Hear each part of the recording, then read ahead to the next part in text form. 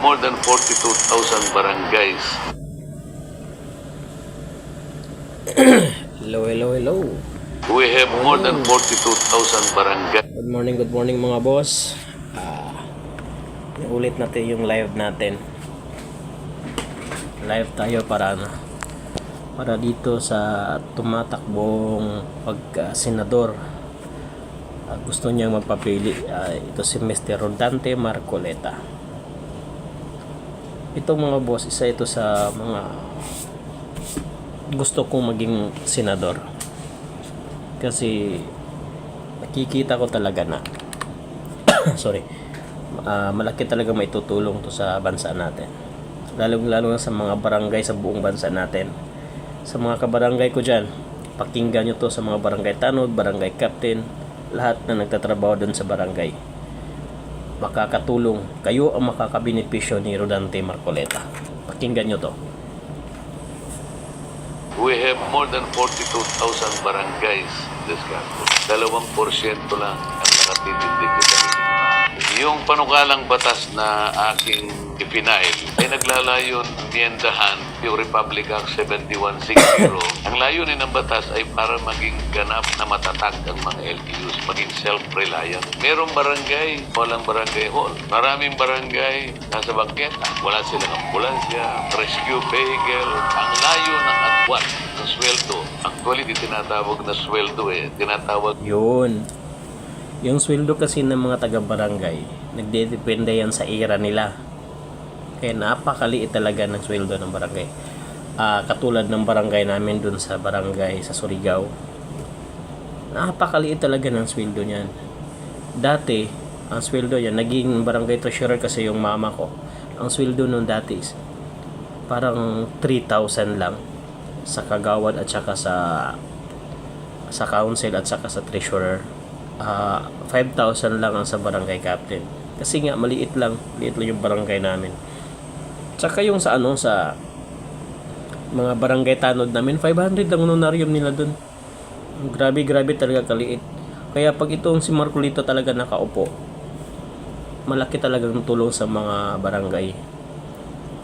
Kaya patuloy natin.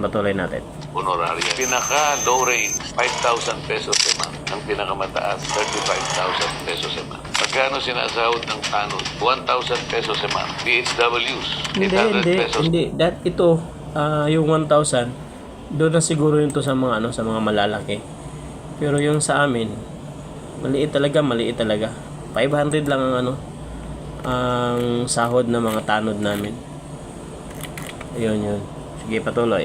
They're working 24/7. Frontline.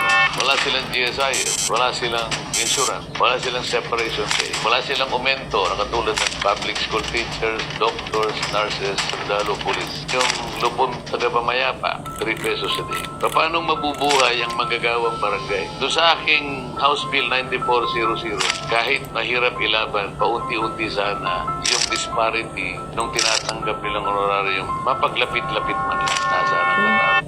Antakin mo, congressman pa lang siya pero meron na siyang pinaglalaban para sa mga barangay. Mga barangay Kagawad, barangay Tanod, BHWD. Yun. Gusto na talaga niyang tulungan yung mga barangay natin sa bansa natin. Kaya itong mga kabarangay ko, iboto nyo itong taong to. Itong mga barangay natin, mga Tanod. Malaking maitutulong sa inyo to. Tuloy tayo. Meron din naman silang pamilyang binubuhay. Yun yung subject matter ng House Bill 94 na pagtulong sa barangay. Para sa agarang aksyon, Rektang Solusyon, mag-like and subscribe dito sa Rekta kay Marcoleta.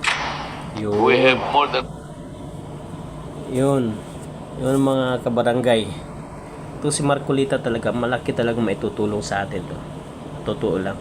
Meron pa siyang isang Ito gusto ko itong mga sinasabi niya dito Hindi po tayo pwedeng umasa ng pagbabago kung paulit-ulit na po natin binoboto yung mga taong dati niyong ibinoto. Tama nga naman si Mr. Marcoleta doon. Paulit-ulit na lang nating binoboto yung mga yung mga nakaupo dyan na walang ginagawa.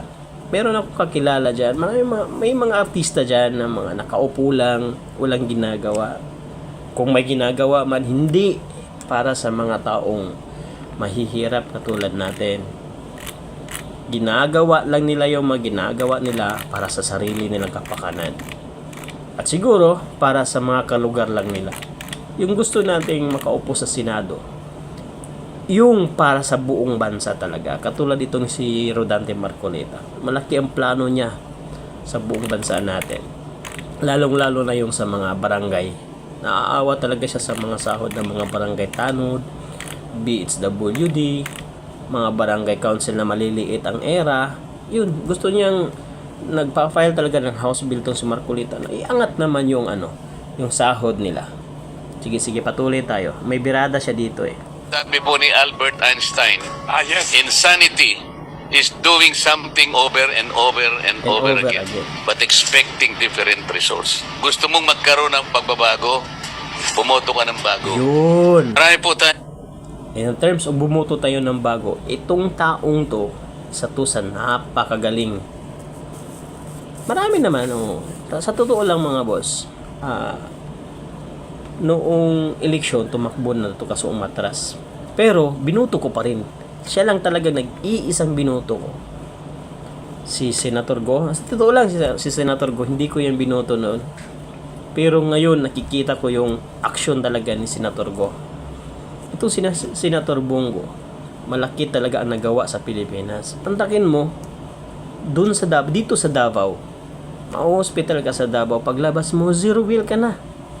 Dahil yung yung lingap para sa mahirap, yung ba yung term niya? Basta yung may ginagawa siyang lingap para sa mahirap. Hindi ko nakabisado kung ano yung ginagawa niya, ay yung niya, tulong para sa mahirap. Zero ka na talaga pagdating dito sa Davao sa hospital. Wala ka nang babayaran. Pwera lang sa private ha. Pero dun sa public namin, wala kang babayaran. Kaya ito sa Senator Go, kailangan din natin to sa buong bansa natin. Kasi ang gusto niya, mapalawak niya yung hirap para sa mahirap. Kailangan din natin siya sa Senado. Itong dalawang to yung bit ko. Tsaka si Mr. Chavit Singson, pinag-aaralan ko pa. Kumbaga hinihimay-himay ko pa yung background niya, kung paano siya nakatulong sa lugar nila, kung paano siya makakatulong sa bansa natin. Itong si Willie Revilla, wala. Ex na to sa akin. Wala na to sa akin. Itong tatlong pa lang to.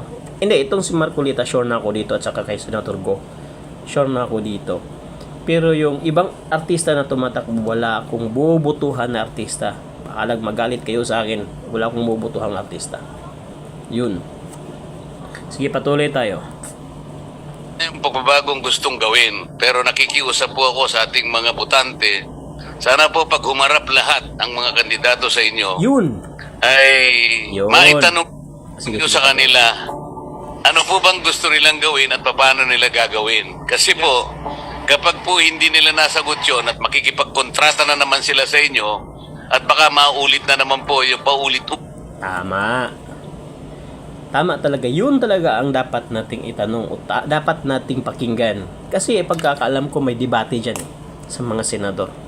Ang gusto kong itanong sa mag-o-organize ng debating yan, ano ang magagawa mo sa bansa natin at sa mga mahihirap nating kababayan? Pangalawa, paano mo gagawin at ilang porsyento ka sigurado? Yun. Doon, siguro baka may makuha ako na magandang sagot, madagdag ko pa sa listahan ko para magiging senador. Sa ngayon kasi dalawa pa yung tong senador ko. Una si Marcoleta, pangalawa si Mr. Go, at saka pangatlo, pinag-iisipan ko pa tong si Mr. Chavit Singson. May gusto pa akong sa kanya, tingnan sa kanya. Ang pinakagusto ko talaga kay Chavit sa ngayon, yung plano niyang jeepney modernization. Yun talaga mga boss, makakatulong din sa atin yan. Pero gusto kong malaman kung paano niya gagawin. Siguro sa corruption, malabo na yung mangungurakot. Napakayaman ng taong yan eh. Sige mga boss. At saka, sa susunod, tingnan natin yung mga mga plano niya para sa bayan si Mr. Chavit Singson. Sige, patuloy muna tayo itong kay Marcoleta. Ulit na ginagawa, ang sabi po ni Albert Einstein, Yes. insanity is doing something over and over and over again, but expecting different results. Hindi po tayo pwedeng umasa ng pagbabago kung paulit-ulit na po nating binoboto yung mga taong dati niyong ibinoto. Ang biglang sabihin ni Albert Einstein, gusto mong magkaroon ng pagbabago, bumoto ka ng bago. Yun po. Salamat po sa inyong lahat. Salamat At sana din po. po, Wilson, sa susunod ko. Salamat po, Mr. Marcoleta. Tama talaga siya. Kung gusto nating mabago ang bansa natin, alisin natin yung mga nakaupo nga walang ginagawa. Katulad na lang ng ito opinion ko to ha. Hindi ko sa sinasiraan tong mga artistang to. Si Mr. Revilla, si Lito Lapid, si Jingo Estrada, si Ruben Padilla. Yun sila. Hindi ko sa sinisiraan sila. Si Ruben Padilla may nakita akong ginagawa pero nakukulangan ako sa kanya. Sa bagay, hindi naman siya tumatakbo ngayon. Kaya hindi ko muna siya pag-iisipan sa ngayon. Tsaka na siguro pag tatakbo na siya. Itong pati si Jingo Estrada. Itong dalawang to. Tatlo pala. Si Philip Salvador. Hindi wala sa isip ko, hindi pumasok sa isip ko si Philip Salvador eh. Itong si Bong Revilla kasi. Dito tayo kay Bong Revilla. Wala akong nakitang ginawa ni Bong Revilla eh. Kung mayroon man siguro na hindi nalingid sa kaalaman natin, siguro kulang kasi hindi natin na-feel yung ginagawa niya eh. 'Di ba? Ang hinahanap natin senador is yung para sa buong bansa talaga, para sa mahihirap. 'Yun. At saka itong si Lito Lapid, minsan hindi ko siya narinig o hindi ko man lang nalaman kung anong ginagawa niya. Kaya bakit pa natin sila papaupuin dyan? Kung magbuto tayo ng bago, katulad na lang itong si Marcoleta, may mga bago pang tumatakbo, mga pagkakalam ko, mga matatalino yun eh. Pero hindi ko sila bit. Mga abogadong iba eh. Di ba? Itong si Senator Go, ito, maganda talaga itong ibalik natin sa Senado kasi si Go, malaki talaga ang nagagawa niya. Yung sa Linga para sa Mahirap. Napakalaking tulong talaga yun sa buong bansa. Gusto niya talaga buong bansa makaka-access ng Linga para sa Mahirap. Yun talaga. At itong si Marcoleta, mantakin nyo, kayong taga-barangay, yung kasulok-sulukan na barangay sa buong bansa natin, makikinaban sa taong to. Kasi para sa inyo ang kanyang adhikain eh, di ba? Para sa mga barangay na maliliit ang sweldo, gusto niyang taasan para man lang syempre naman siguro, di ba, kahit ako barangay tanod, 500 to 1,000 lang yung sahod ko, hindi ko magagampanan masyado yung yung syempre yung trabaho ko bilang isang barangay tanod kasi uunahin ko yung yung hanap buhay ko para sa ikakabuhay ng pamilya ko, di ba? Tama talaga to si Marcoleta, isa talaga siya sa kailangan ng bansa natin. Diba? Pagpunta rito, hanggang dito lang turuan mo mga naman boss. akong Sa susunod, tingnan natin yung ay Mr. Chavit Singson. Sa ngayon pa lang, dalawa pa lang tumbit ko, si Go at saka si Rodante Marcoleta. Matsala mga boss. Ingat, ingat.